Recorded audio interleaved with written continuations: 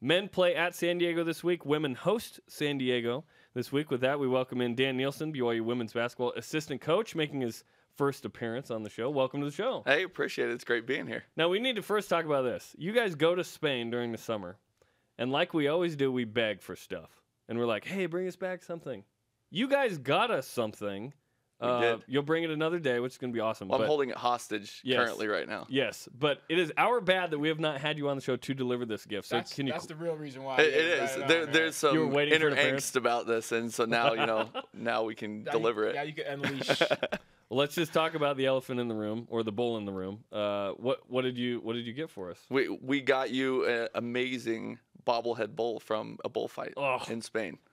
You showed me a picture at the time, and I was super excited. I DM'd you from Spain, and you said it was perfect. Now, my kids tried to steal it when I got home, but I managed to get it to my office without them breaking it or stealing it. So we'll have Juddy bring that in. Yes, that'd be perfect. That'll be awesome. You're a strong parent, man. I would have gave in. I would have been like, Jerome or my kids. Well, considering the actual gifts we got them lasted about 10 minutes before they broke, I couldn't let it. Okay, gotcha. We're very excited. Yeah. Very excited. So the women's team plays San Diego this week. I noticed. Well, you know what? Before we get to San Diego, let's talk last week. Pacific was crazy with Morgan Bailey and Lex Eaton going off. St. Mary's, a different kind of game. What are the emotions coming out of last week? Up and down. Overall positive. I know it's hard. Now that we've gotten away from Saturday, we're able to get a little perspective on it. Thursday was great. We had a great week of preparation, and the girls felt comfortable. And Pacific did something that people usually don't do, and they played Morgan one-on-one. Which Foolish. You said it, not me. But, we're confident in Morgan's abilities to do that. And then, obviously, Lexi, they didn't shadow her or do anything, and she took advantage, too. And, some people say it's too much having those two players do things, but that's kind of what the game dictated, and they're that talented that they were able to do it. So Thursday was awesome. Saturday, we went in knowing it was going to be physical. That's their style. They're going to slow the game. They're going to be really physical. The way it's officiated always affects it, and understanding that it's going to be little by little, kind of chipping away, building that lead. And then we kind of hit a lull there in the second half and couldn't hit those shots and ended up paying for it in the end. With Lexi and Morgan being the star players, do you like having that two players that you can rely on? Or would you rather have maybe 5 or 6, maybe so-so or average players that are a little bit more consistent? I think for us this year, as compared to maybe last year, Morgan wasn't at the level she was at yet, and Kim wasn't necessarily a superstar, but she was a great shooter. And I do think that made us a lot harder to guard. We had 4 players averaging double figures, and that's harder to game plan for. This year, you just, as coaches have to do, you roll with what you got. Right. And we have some great young players that are stepping up, but right now, Morgan and Lexi are willing to take that load, and other than a few games, they've been really, really good at it. Is it asking too much to put the load on them? Can you secretly have these meetings and say, hey, look, check this out, guys.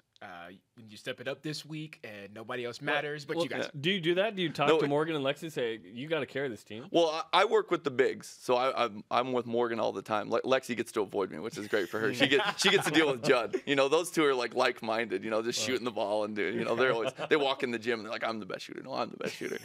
But I meet with Morgan several times during the week and about how we think they're going to play her and preparing for that. And some games like Saturday was a passing game for her. We knew that was going to be that way. And she created some great open shots with her post up and kick out. Unfortunately, we didn't knock it down. But we also meet with, players like Kylie and some of our other girls that we know are capable. Zoe now playing kind of that 3-4 spot. That we know are capable and talk about, you need to be more aggressive in these spots.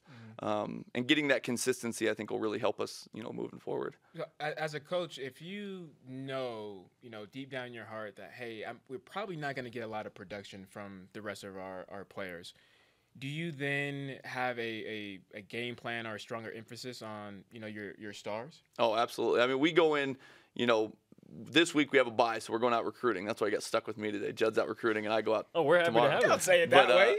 But it's nice to have you out. But you guys don't get the Juddyisms of the week. Those are always classic. Right. We got a whole. I don't know if you guys have heard before the game. There's a whole rap. Coach Ray, one of our other assistants, he raps Juddy. No, his brother-in-law. We wrote down all of Juddy's sayings, and he made it. It's awesome. This rap song. What? We've He played it made a before, song? and every game we've played it before we've won. We didn't play it on Saturday. We were a little upset we about need the audio of this. That's the problem, That's Brian. wow. That's the problem. You got see. You can speak to me right now. Let's take Jaren. I'm gonna put my hand up so we can't see Jaren. He doesn't understand the karma. He thinks he does, but he doesn't really know the full extent. We you discovered don't, the karma. you know, when you don't do your game day traditions, man, things happen. You know, Yeah. if you wash your socks, Yeah. you know, things like that happen. But anyway, I mean, Let me know when I can come back in. Oh, you can, I put my hand down so you can come back in. you're unshunned. Okay. You're back Okay. in. Thank You're you. back in. Thank you. But you know, as far as game planning with those guys, we go in, you know, every week, usually at about this time because of Thursday games, and we look at how they've guarded us in the past, how they've been guarding teams, and we say, hey, we think we can get Morgan the ball here. We think we can get Lexi the ball here in spots where they're comfortable and kind of take advantage of that. And for the most part, we've done a really good job this year at doing that. Dan Nielson, women's basketball assistant coach, is on BYU Sports Nation. We've been talking a lot about the men's team. Anson Winder injured. Not sure if he's going to play Saturday or not. But in a situation like that, where he is one of the starters, I think you guys can relate. And Ashley Garfield, Yep. more of a kind of a 3-4 than the 2 or 3 for Anson. But you have to, what kind of adjustments do you have to make when there's a starter out and you bring in a player who you're now asking to do a lot more? Yeah, it changes the role. I mean, for us, for our team, Zoe went from being the energy player, and we're lucky she can play essentially 2, 3, and 4, and now she's starting, and that changes her role, and it changes the kids' role on the bench. And you see that with the men right now, where they'd had to go to Anson, you know, go in that 4-guard lineup, which was working really well, and it was Anson obviously is a little bit better defender and helps you in that regard. And with him being out now, Skylar's stepping in, and it's definitely made things a little more difficult with them with the rotations of you don't have that person to turn to that you had confidence before, and it really is. It may be a Jake Toulson, somebody's got to step up, but the person I think they actually missed the most is Nate. Yes. You know, is Nate Austin, and people look at him and say, oh, you know, he's 6'11", maybe weighs 100 pounds. But Big Nate, there's 2 things he can do. He can rebound, he can screen. I guess maybe a third. He can shoot that 17-footer. Yeah. He draws charges, too. Yeah, well, yeah, he's very good at that. He's really good at that. And he has the best big head that the Rock holds. You know? That's true. I mean, hands There's down. that, and they Hands have down. a thing with, you know, Yeah, the arms arms that they move around. I doing think for- those yeah. are actual length. I think that's really to scale size. I do, you know, having hung out with Nate there. But They really do miss him. Oh, And you've seen it a couple, like against Pepperdine. I think if he creates extra possession, tips where he doesn't actually get the rebound, Yep. charges. It's been a serious bummer with injuries in this 14-15 BYU sports season related with Tyler Haas gets an ankle injury. Luckily, doesn't miss a game. Nate Austin, Anson Winder. This is garbage. it is. I hate this year. I feel awful for Ashley the men. Garfield. They've had awful luck with that this year, you know, and even going back to Kyle's injury where he's been fantastic. But you see it in some of these games. I mean, I've had an ACL, and you're back and you're healthy, but there's games where it gets a little tight and gets a little sore, and you're not back where you want to be quite yet. Ever again? Or did there come a No, point with you no, where you felt? You look at me. I don't think I was ever quite at the level here of Brian or Kyle, but I mean, I feel like I did before. You're Okay. making me You know. blush. I'm turning red right now. Actually, I'm turning purple. I can't turn red. Did you know Brian said, how tall are you again? 5? According to the NFL scouts, on my pro day, I was 5'5.5", but I like to say I'm 5'6". 5? Okay, 5. We can go 5'6". He's dunked. Yeah, I believe it. Spud I Webb. believe it. You're the BYU Sports Nation Spud Webb. yeah. Hey, dunk contest next year. Brian Logan. Brian in Logan. I Boom might, you know Shakalaka. what? If I get surgery, then I'll be able to do it. When you are under a Bronco Mendenhall defense for just 2 years, I would say just 1 year. You know, The knees. You lose some of that ability. You lose everything. You lose speed, confidence, good looks. You know, all the above. Wow, these are not good things. To all the lose. above. But No, you no. win games. Exactly. You win games. You win Yeah, games. I was like, what's No, the I caveat here? could probably dunk now with a tennis ball, maybe. Hey, you know what? At least the ball will go through the hoop as compared to this year. So, you know. That's right. I dunked a volleyball only. Yeah. Nice jab at Boom Shakalaka's dunk contest. I had to. Couldn't resist. Triple Get that doubles in there. in college hoops. Jen Hampson almost had a couple last year with blocks, but Kyle Collinsworth, what he's doing is unbelievable. Not to mention Sophia Ederain, is that how you say her name? From San Diego. You're gonna play San Diego Saturday. She had a triple double with blocks last week. She did against Pacific. You know, they kind of did the same thing they did with Morgan as far as guarded her one-on-one. She's really long. She's not like Morgan. She's about 6'4", and she's really long. You know, obviously scored the ball, got rebounds. But, yeah, she's the best shot blocker this year, you know, with Jen being gone. Last year, Jen did have a triple-double. We're still mad about this. At but didn't count? At Weber State, they didn't credit her with 2 blocks. And so I pulled out all the film and sent it into them, but they didn't change it. Wow. So there's still some. I give her the triple-double. Yeah. I give it to her. That's weird that you would send it in. Usually, whenever we sent our stats in, like, pass break up, that was my tackle.